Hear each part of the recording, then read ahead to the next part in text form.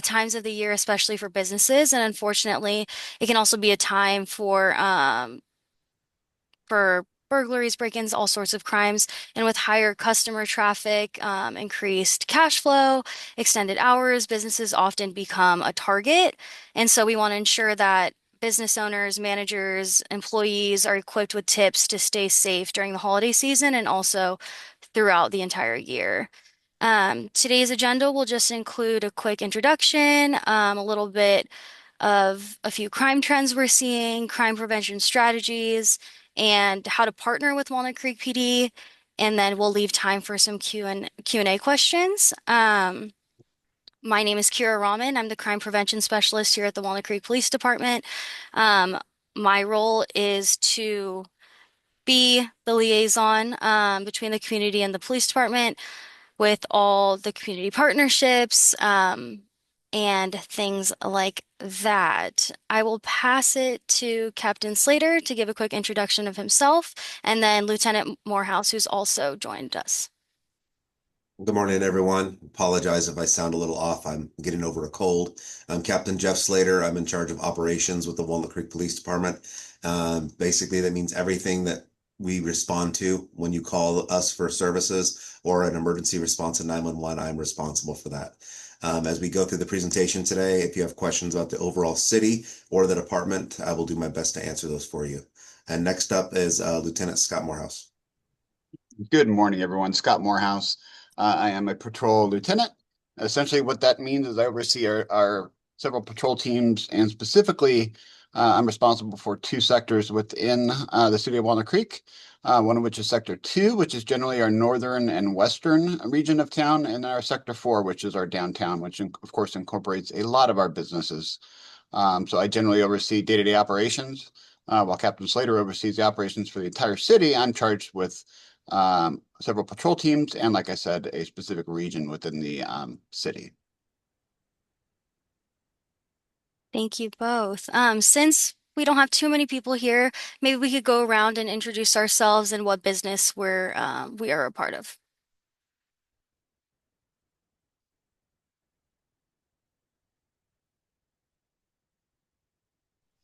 I'll jump in. I'm Cherise Count. I'm a field representative for Assemblymember Bauer Cahan. Just here observing to better understand what it is the WCPD is doing for the holidays. So thanks so much for holding this webinar. Thank you for joining us, Sharice.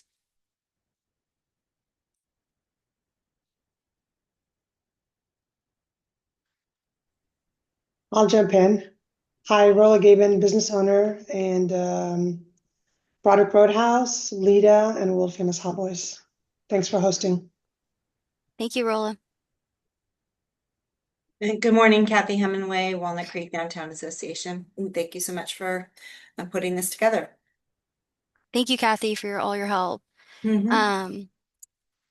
Again, our agenda includes introduction, crime trends, crime prevention strategies and best practices, partnership with law enforcement, and then our Q&A. I spoke on this a little bit, but my role is a little bit newer to our police department, the crime prevention specialist role.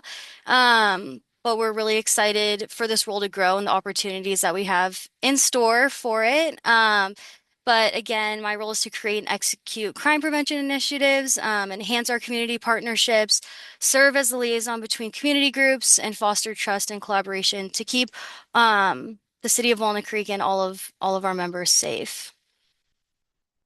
So I wanted to start this webinar by going over a few crime stats over the last 30 days and compare them year to date. So this is a few days from when I pulled this data, but what you can see here is we have two graphs, a burglary graph, shoplifting graph, and they're broken up between number of cases in different sectors. Lieutenant Morehouse touched on this a little bit, but we have 4 sectors within our city. Sector 1 is a few landmarks, Rossmore and some of downtown. Sector 2 would be Treat and North Main area. Sector 3 would be Ignacio Valley Road, Shadelands, Northgate, Orchards, and then Sector 4 is specifically Broadway Plaza, which we have an officer designated to Broadway Plaza 4 days a week. Overall, October stats, crime is down 10% from our 12-month average. and property crime is down 17%, and total crime down 18% year to date. Just a quick fact, Major Cities Chiefs Association has stated that violent crime in major California cities is nearly down 13% in 2025 compared to 2024. So those are good numbers that we like to see, and hopefully it only keeps decreasing from there. Um, Looking at our first graph on the left, the burglary little chart we have here, in the last 30 days, there's been 24 cases. And then the last 30 days last year during this time, there were 19. So the numbers look a little higher because of the string of burglaries we did have downtown. And I also want to note that burglaries, especially during this time of the year, is a trend that many cities see, and this is not just a Walnut Creek issue. And we're working with different agencies across the county on leads and to be on top of this before we're hit again. And you'll also notice that the numbers are a little bit higher in Sector 2, which is orange, and Sector 4, which is downtown Broadway Plaza, because that is mostly where our shopping is and those higher end stores. And then overall, when looking at graphs like this, especially within our city, small numbers make a big difference. So even a difference of 5 cases would look drastic on this sort of graph. Um, does anyone have any questions about these charts? And then looking over at the one on the right, shoplifting, again, last 30 days, and then last 30 days last year during this time. We see 50 cases this year and 74 cases last year. So we do see a decrease in that. Um, Again, orange is Sector 2, which includes downtown. And then Sector 4 is green, which is all of Broadway Plaza. So that's kind of see why you see those increased numbers there. Any questions on that? Okay. So a few burglary trends that we've been seeing that we thought would be important to share. The targeted time frame for these sorts of crimes is usually in the early morning between 3, 4 a.m., right before businesses are up and running, and it's dark outside, there's not a lot of people within the area. That seems when they're targeting.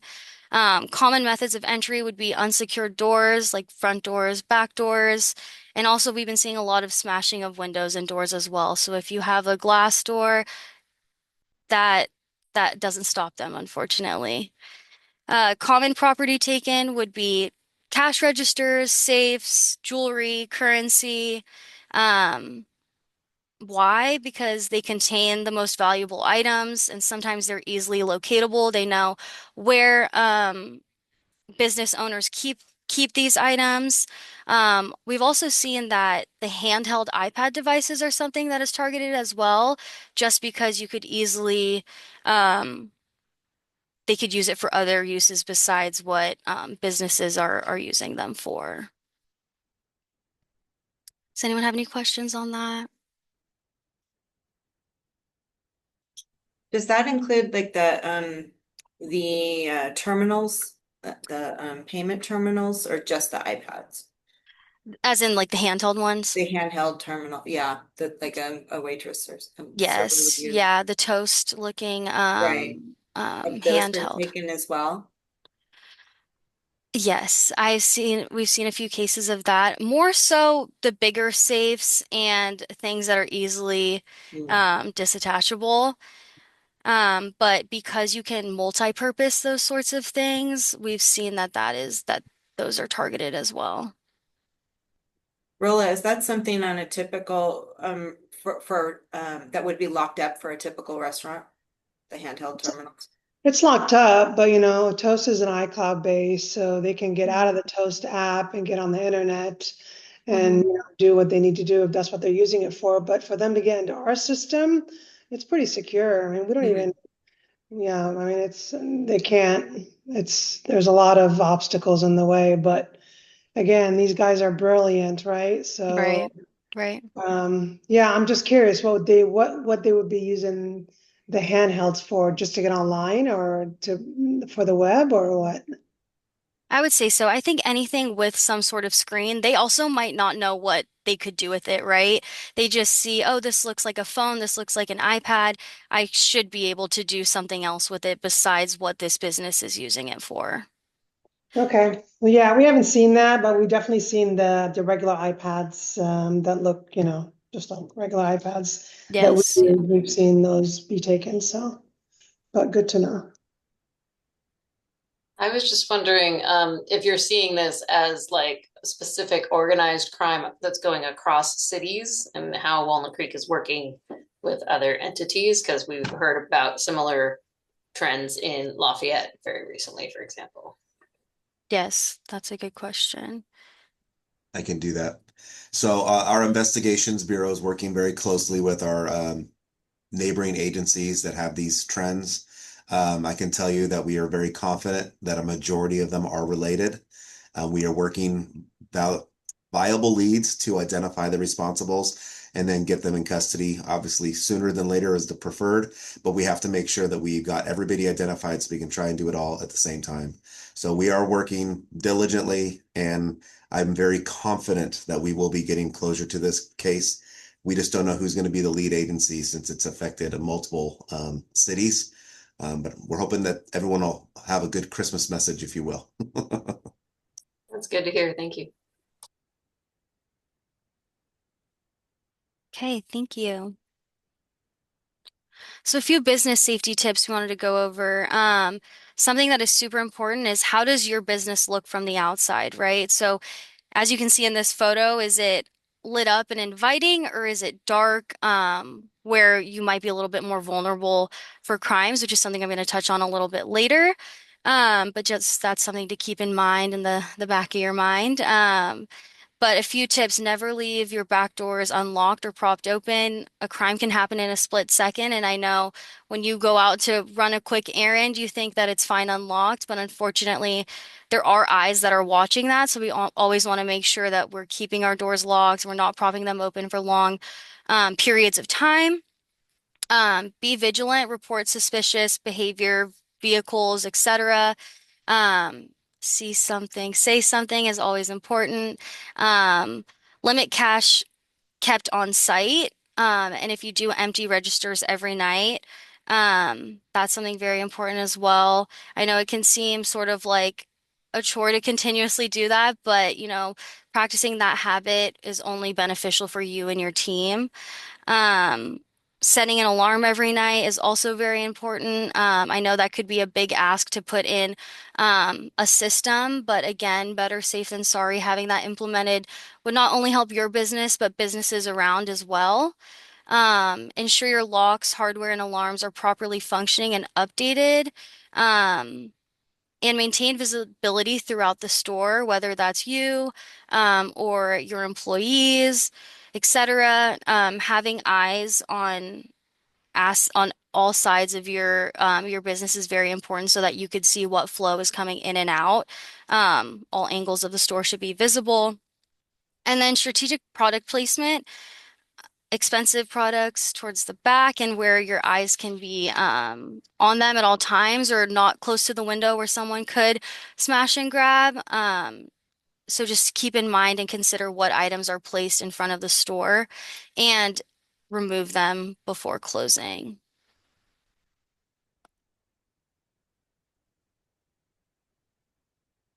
Again, lock windows and doors, back doors. This is just quick bullet points of kind of everything I just stated. And I understand that sometimes things like this can be forgotten, and unfortunately, back doors, unlocked doors are usually the targeted way of entry. Security signs, that could be a simple way to deter crime, because people know that you have an alarm system in place and that it's working. And if they were to go to your business, you have something in place for that. Um, know your neighbors. I think this is something that is huge. Knowing your neighboring businesses allows you to work together and look out for one another, especially contacting one another when you notice something suspicious or some sort of trend you've been seeing. Perpetrators responsible may not hit your business, but could target other ones. And so it's important that you guys have some sort of chain of communication where you can work together. And then again, keep your business well lit. When properties are poorly maintained, such as inadequate lighting, unkept exteriors, etc., it could signal a lack of security measures, making that property a little bit more vulnerable for crime.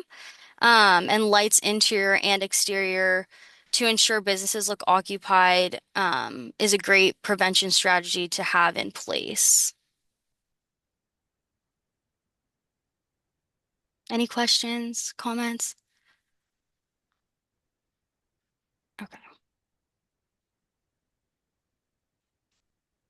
So partnership with our police department, Walnut Creek, like I said earlier, report crimes or suspicious behaviors when you see it.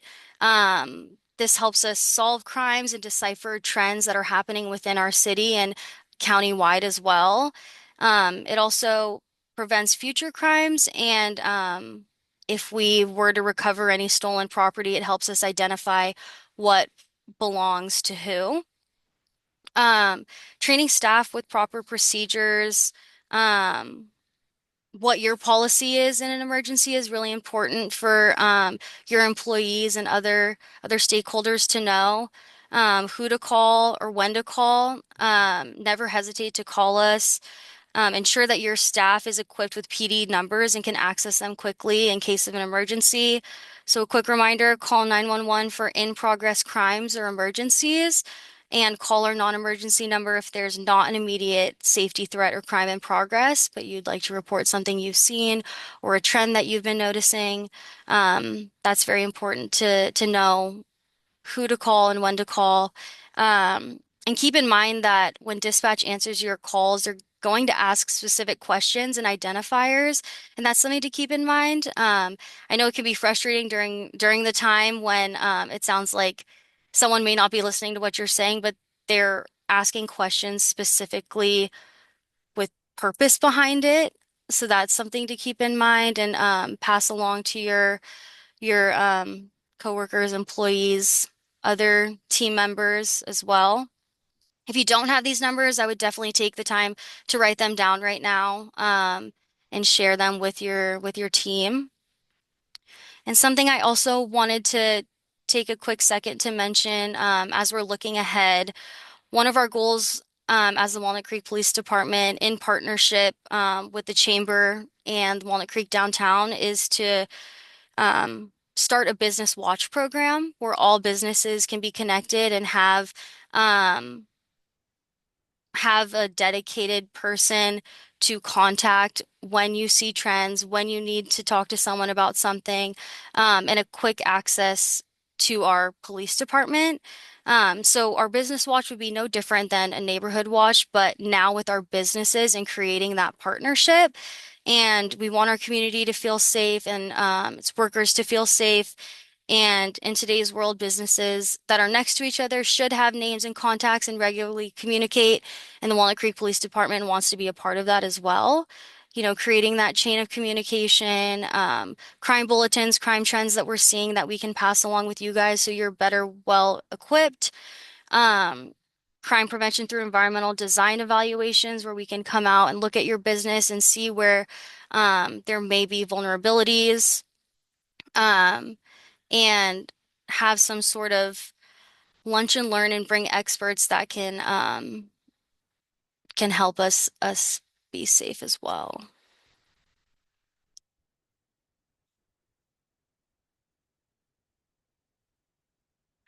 So that's all I have for you guys. I'd like to pass it over if anyone has any questions or comments, whether it has to do with what I presented on or something else. We'd love to answer those. I'd like to piggyback something you talked about with regards to calling PD. So something, one of your staff members may be the one who makes that call. Maybe it's 911 for something in progress. Something I want to make sure all your staff know is that the person taking your phone call is literally just taking your phone call. And there's a computerized system where another dispatcher is simultaneously updating our officers and dispatching them. So there's times where I've been in dispatch and heard those in progress crimes, and I could tell the caller's getting frustrated because they feel like the dispatcher's not stopping what they're doing to tell an officer to go there. Please know we have multiple dispatchers working in teams. So they're trying to get information and they're asking questions in a very procedural way, getting the most important information. So talk with your staff and let them know, hey, get the details out quickly, but then also don't just unload all the information you think is pertinent. Let the dispatcher ask questions and be prepared to answer those questions, knowing that officers are being dispatched while that person's on the phone with our dispatcher. I think sometimes as a caller in the emergency, they feel like that's the only dispatcher working the entire call, and it's not the case. We have other folks on the radio that are dispatching while you're on the phone with our dispatcher. So I just wanted to kind of share that, and it's a good information to share with your staff. Thank you, LT. I appreciate that, Scott. If I could just add one other thing. For clarity, since this is going out to the employee group, when you see the numbers on the screen that say 911, we all know what that is. And Kira explained that when there's an emergency in progress, call 911. They may call from their cell phone, and some people are concerned that it could go to the cell tower and it could end up going to the CHP. Maybe they're not from the business. Maybe they're actually calling while they're going to and from work. That very well could happen. It's supposed to pick the cell tower where you are at and should go to Walnut Creek PD. But if you are worried about that or you want to make sure you call, that's what that non-emergency dispatch number is. That does not go to a phone tree. That does not go to an automated system. It goes directly to our dispatch center, and someone answers and says, Walnut Creek Police, do you have an emergency? That's the exact line that they say if you call that 935-6400 number. So I would encourage all of the business owners and business employees to program that phone number in their phone. That way you have that immediately available if you prefer to call that directly. Same thing as like you come into work and you unfortunately found that your business was broken into. You don't have to deal with the phone tree. You know it's not an emergency. This already happened. You call that 935-6400 number. Thank you, Captain. Any other questions? I got a couple questions, just two. Are we seeing more activity in downtown than in the past years? Do we even have like those numbers, or is it because it's just, the back-to-back break-ins, the ones that happening on Locust and Bonanza, and then the ones that happen on Ignacio? Are we seeing that because of the lack of more people coming into town, or just, I mean, I get it's the time of year, but the way it's happening is just strange. They're going like literally they're hitting 5 to 6 businesses on one block all at once. So that's an excellent question, Rolla. And I don't have the exact data in front of me, but I would say you are correct in essence that it's increased significantly because it's rare for us to have so many burglaries occur in one location. We're talking a 2 block radius in one night. That is abnormal. And that is obviously a sophisticated crew that worked together. There's several individuals, it's not one person.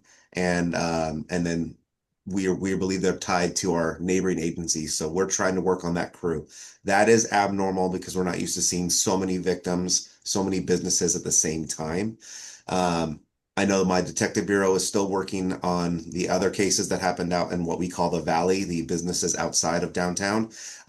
I cannot confirm that those are related. They could be copycats, but I do know that we are working. That's another reason why we have this webinar, is to make sure that people are paying attention to their businesses, they're educating their staff, and doing what we can to pay attention to see if there's somebody maybe even casing the business, someone that's in line that's constantly looking at all of the alarmed doors and video cameras, something that seems a little bit suspicious or odd. We want people to pay attention to those things because there are crews that are out there. This is what they do for a living, is to prey on businesses so they can make ends meet however they choose to do a career, if you will.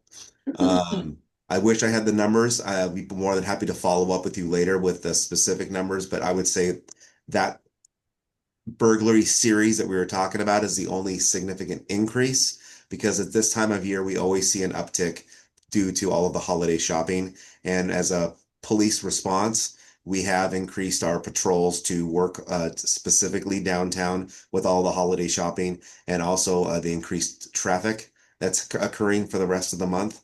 So we've increased officers to come out here and work on traffic enforcement to deal with those issues, which will hopefully be a deterrent for any type of theft or fraud prevention at our shopping as well. I hope that Great, answers your thank question. you. And then panhandling, how are we gonna, how are we handling that in the core of the downtown? Are we just, I'd rather not call you guys, just handle it ourselves. But we've seen more of that, especially on my corner for some reason. It's like one guy comes, the other guy leaves, and another person comes on the corner of Locust and Bonanza. Well, we have our homeless outreach team that works diligently right now together, two of them, Monday through Thursday, daytime hours. And they specifically will address those quality of life issues, panhandling, loitering in front of businesses. And we encourage you to call because we want to, A, make sure that it's somebody that we're aware of and make sure they're not doing any type of criminal activity and that they know about our resources that are available so they can get assistance through the Trinity Center or through CORE or through our other means, then instead of them holding their hands out for a gratuity, if you will, from random shopping and people that are residents of Walnut Creek. So it's entirely up to you because you understand that they're just sitting there asking for donations, if you will. But if you are like uncomfortable with it, it's obviously something that we want to be aware of to let them know that we get complaints from our business community and from residents that you're not supposed to be doing this here. There are resources available, and the only way we can do about it appropriately is with a call for service. So you call, we'll go out there, identify the individual, and let them know that this is not the best behavior, and here is the route where you can go get help. So that way it doesn't affect our downtown businesses. Okay, thank you. Oh, and I should add, even though I said our HOP team, our homeless outreach program officers, only work Monday through Thursday, any day of the week, any time of day, any officer can do those things. That's just the most time that we get calls for those type of situations, and that's why our HOP team is very diligent of identifying people and being the best person to give those resources information. So you can still call on a Friday, Saturday, or Sunday with no issues. Great, thank you. And what do we have the homeless line number for Walnut Creek? For the Trinity Center or for CORE? Yeah, no, the Trinity Center. Let me see if I can look that up real quick. I can look it up too. It's fine. I'm just writing as much notes as I can to give it to my management team. And also, Captain Slater, can you touch on how the HOPS team and PD works with CORE and what the CORE team does, or Kira, just so that the community is aware of their services? Sure, I can do that. So our homeless outreach team is meant to be a pair of officers to work as a team to strategically go out and talk to individuals that are unhoused and in need of assistance, because there are several out there that just need help, and we're here to provide assistance, but we want to make sure that they're doing it in a law-abiding manner and are not obviously hindering our community or our businesses from getting shoppers. And we have seen a significant drop in the amount of calls for service since the two of them have been partnered. They have been partnered since pretty much December of last year. And we've been doing very well at providing assistance and cleaning up the encampments that were popping up all over town. When it comes to CORE, we deal with this organization because sometimes we look like the enforcers, right? We are in uniform and people see that, oh, someone's always in trouble. That is not the case. We are there to make sure that someone is law abiding. We're making sure that someone does not have warrants. We're making sure that they are not having substance abuse problems. But at the same time, we are trying to get them help and make sure that they know resources are available that are free, and how to get in touch with the Trinity Center, which is local off of Trinity and Civic Drive area of Walnut Creek. when it comes to core, they are the non-uniform presence, and they drive around through the city Monday through Friday. I believe it's 8 a.m. to 4 p.m. And they go to the frequent hotspots where people are known to be unhoused and provide assistance.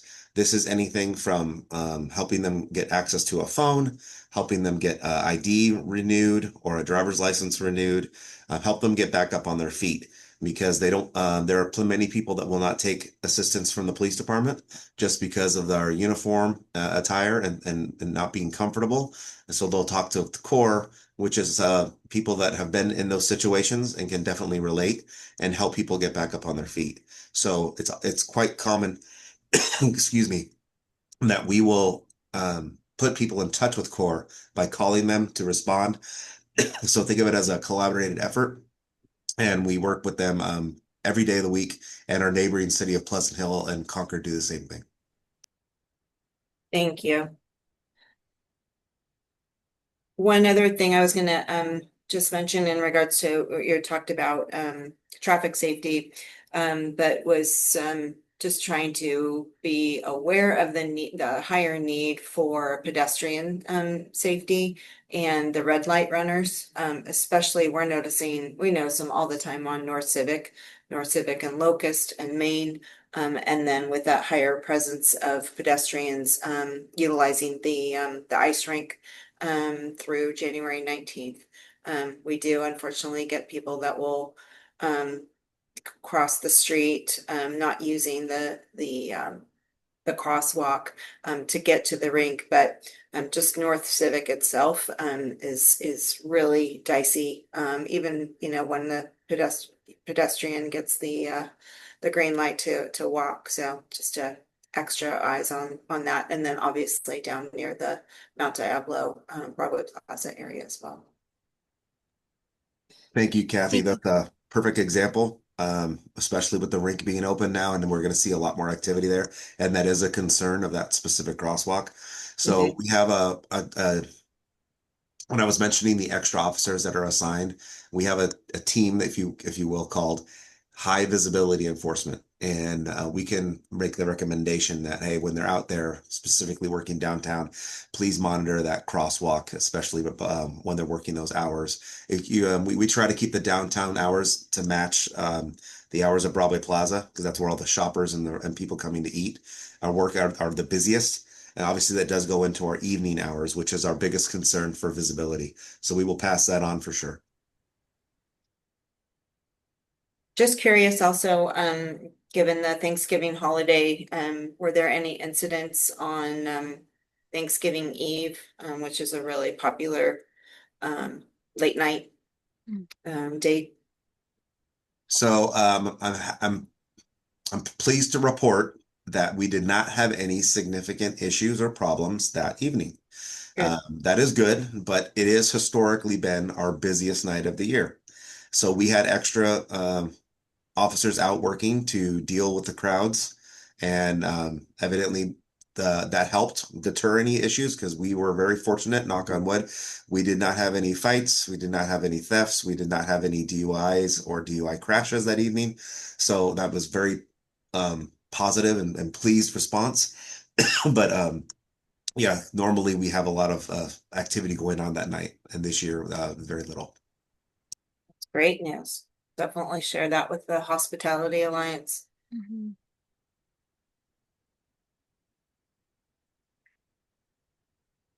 Lieutenant Morehouse, is there anything else you'd like to share? No, I'm good. Thanks. Okay, perfect. Any other questions? No questions, just wonderful to see this collaboration happening between police, Walnut Creek downtown, and the chamber, and the ideas and plans for more preventative services going into the future. So thank you so much for all of your hard work. Thank you, Charisse. We appreciate it, and thank you for joining us today. I have a slide with my contact as well. Please write this down if you don't have it already. I'm here to partner with you and your business and our community, so please don't hesitate to reach out. And if I don't have the answer to your question, I will find an answer for you or point you in the right direction of who may have the answer. Um, and be on the lookout for our upcoming Business Watch program that we're excited to be working on right now.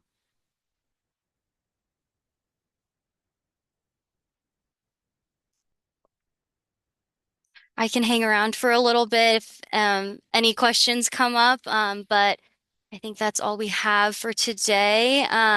If you know any other businesses who missed our webinar today, please let them know that we'll be posting a recording in the upcoming days, and we'd be more than willing to host another one of these in the next few weeks if we get interest for that for sure. Great, thank you so much. Thanks for hosting. Thank you. Thank you very much.